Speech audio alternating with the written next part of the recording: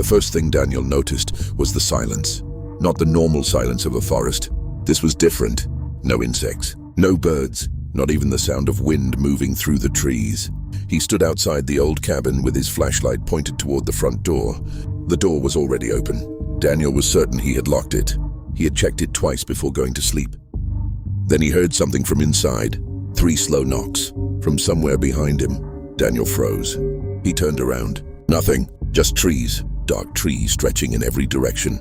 Then came another knock. This time, from inside the cabin. Daniel slowly raised his flashlight. The beam crossed the doorway and stopped on something written across the wooden floor. 4 words.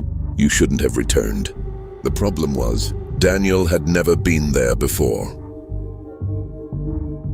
Part 1. The trip. Daniel had planned the trip months in advance.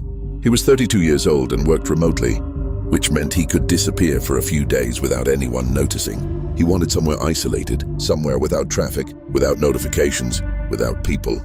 A friend recommended an old cabin deep inside a forest in northern Pennsylvania. The cabin was inexpensive because it was far from everything. The nearest town was almost an hour away. There was no reliable cell service, no nearby houses, and according to the listing, the cabin had been empty for years before being renovated. Daniel liked that. He booked 5 nights. His plan was simple. Drive there, work during the day, cook at night, sleep, then go home. Nothing complicated, nothing dangerous. At least that's what he thought. He arrived just before sunset. The forest looked beautiful from the road. Tall trees, golden light, mist hanging between the branches. But the farther Daniel drove from the highway, the narrower the road became. Eventually, the pavement disappeared completely.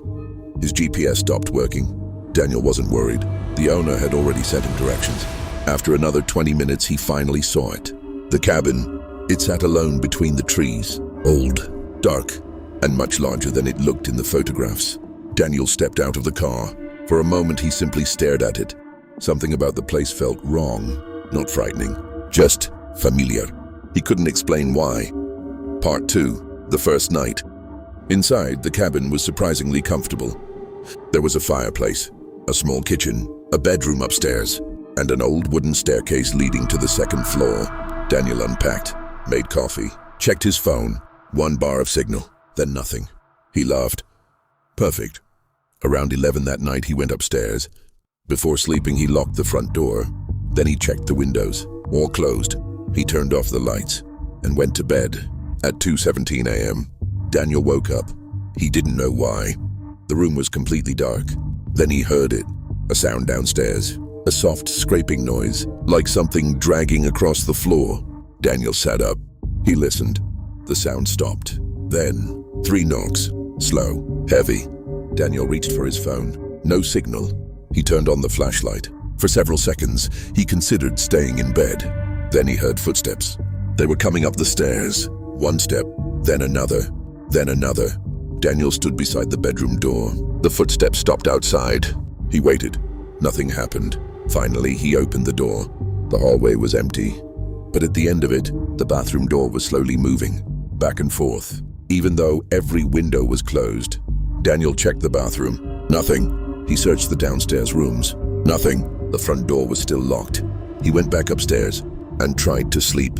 But just before he closed his eyes, he heard a whisper right beside the bed. Daniel. He didn't sleep again that night. Part 3.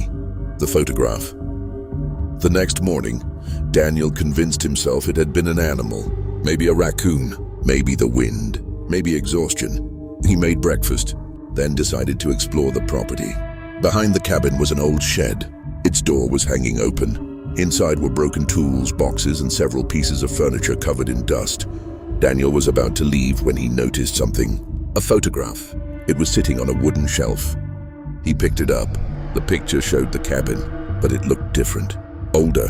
There were 4 people standing outside. 2 adults, 2 children. Daniel turned the photograph over. There was a handwritten date, October 14th, 1998, and underneath it, a sentence. The night we heard her. Daniel frowned. Who was her? He took a picture of the photograph with his phone. Then he noticed something else. One of the children in the photograph was staring directly at the camera. The other was looking toward the forest. Daniel zoomed in. The second child had something behind him. A dark figure, standing between the trees. Daniel's stomach tightened. He looked outside the shed. The forest was empty. At least, he thought it was. Part 4, the journal. That afternoon, Daniel returned to the cabin. He searched through the old boxes. He wanted to find out who had owned the place before him. Eventually, he found a small black journal.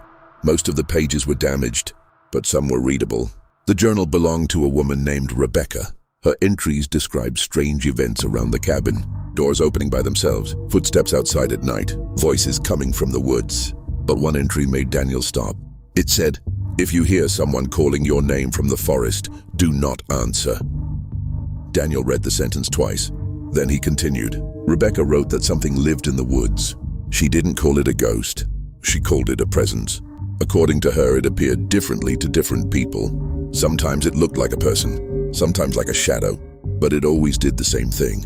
It called your name, and if you answered, it knew where you were. Daniel closed the journal. He told himself it was an old superstition, a story, nothing more. Then something outside called his name. Daniel. He froze. The voice came from the forest. It sounded exactly like his own voice. Part 5. The voice. Daniel didn't answer. He stood completely still. A few seconds passed. Then the voice came again. Daniel. This time it sounded like his mother. Daniel hadn't heard that voice in years. He slowly backed away from the window. The voice continued. Daniel, come outside. He closed the curtains. His hands were shaking. Then his phone vibrated. A notification appeared. No caller ID. Daniel stared at the screen. He answered. At first, nothing. Then he heard breathing. Slow breathing. And behind it, the sound of trees moving. Daniel whispered, "Who is this?" The breathing stopped. A voice replied, "You already know." The call ended. Daniel immediately tried calling the cabin owner. No signal.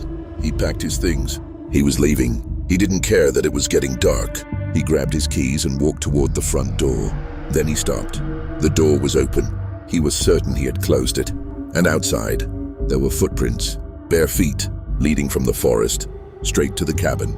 Part 6. The second night. Daniel ran to his car. He started the engine. Nothing. The battery was dead. He tried again. Nothing. He opened the hood. Everything looked normal. Then he heard a sound behind him. A branch breaking. Daniel turned. A figure stood between the trees, too far away to see clearly. It looked like a woman. She wasn't moving. Daniel grabbed his flashlight. The beam crossed the forest. The figure disappeared. Daniel got back inside the cabin. He locked every door, then pushed furniture against them. For the next hour, nothing happened. And that was almost worse, because Daniel knew something was outside. At 2:17 a.m., the knocking started. 3 knocks, pause, 3 knocks, pause, 3 knocks, then silence. Daniel stayed upstairs. He didn't move. Suddenly, something walked across the ceiling, slowly, from one end of the cabin to the other. Daniel stared upward. There was no attic. The cabin didn't have a second level above his room. Yet the footsteps continued. Then came a dragging sound. And finally, a whisper. "Let me in." Daniel covered his mouth. The voice changed. It became his own. "Daniel, let me in." Part 7. The hidden room. At sunrise, the cabin was silent. Daniel barely slept. He decided he needed to find another way out. While searching the basement, he noticed something strange. One wall sounded hollow. He knocked on it. The sound was different. He moved an old cabinet. Behind it was a small wooden door. There was no handle, only a metal latch. Daniel opened it. Inside was a narrow room. The walls were covered with photographs, dozens of them. Some were decades old, others looked recent. Daniel stepped closer. Every photograph showed the cabin. Different families, different years, different cars parked outside. But there was one thing they all had in common. In every photograph, someone was standing in the forest, watching. Daniel's heart started pounding. Then he saw the newest photograph. It showed him, standing outside the cabin, taken the day he arrived. Daniel dropped it. There was no way someone could have taken that picture. He had been alone. Then he noticed the date written beneath it.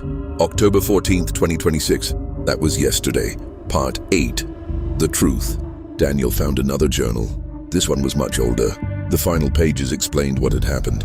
Years ago, a family had lived in the cabin. One night, their daughter disappeared into the forest. Her parents searched for hours. They never found her.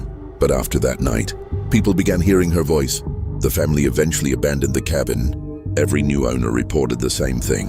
Someone calling from the woods, someone knocking at the door, someone pretending to be a loved one. And then, the disappearances began. Daniel turned the page.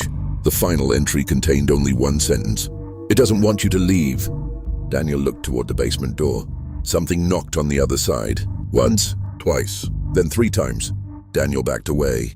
The door slowly opened. No one was there, but wet footprints appeared on the basement floor, one after another, leading toward him. Daniel ran upstairs. He grabbed his backpack and finally found one bar of cell service. He called 911. The call connected. A dispatcher answered. Daniel began explaining everything. The cabin, the footprints, the voice, the photographs. Then the dispatcher became silent. Daniel asked if she was still there. After several seconds, she said something that made his blood run cold. "Sir, which cabin are you talking about?" Daniel gave her the address. The dispatcher paused, then replied, "That property was destroyed in a fire." Daniel couldn't breathe. "When?" The dispatcher said, "October 14th, 1998, Part 9, The Escape." Daniel stared at the phone. He thought it was impossible. He was standing inside the cabin. He could touch the walls. He could see the fireplace. He could smell the wood. Then the dispatcher said, "Sir, are you still there?" Daniel looked toward the window. The forest outside had changed.